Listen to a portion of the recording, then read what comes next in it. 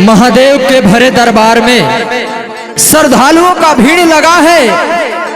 उसी समय एक भक्त अपने भोले बाबा से आराधना करता है और बोलता है,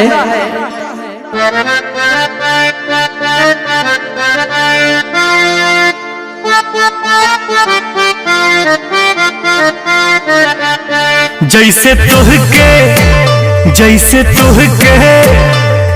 तुहके चाहेली पार्वती, कौन पगली के हमरो फेर दलमती। जैसे तुहके ए बाबा तुहके चाहेली पार्वती, कौन पगली के हमरो फेर दलमती। जैसे तुहके ए बाबा तुहके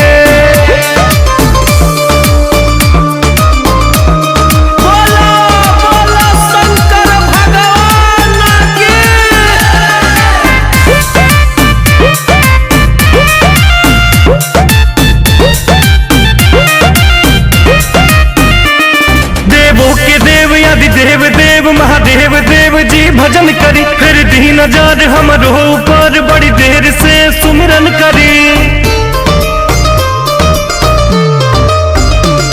परिला राउर पानिया ए भोले बाबा, लोभर मिली कोरिया ए भोले बाबा।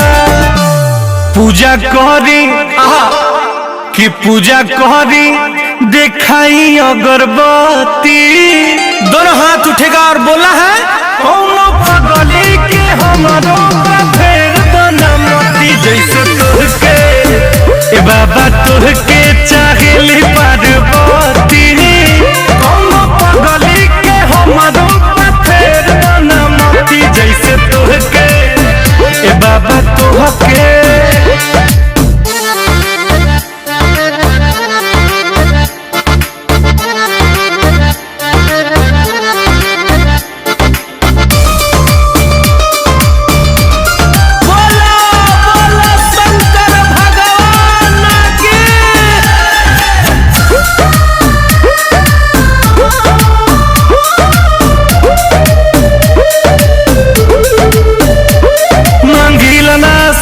चनी मांगिला नाही महल जी, तेरी हाथ हमरा माथ पायत ने कदी ही कहल जी।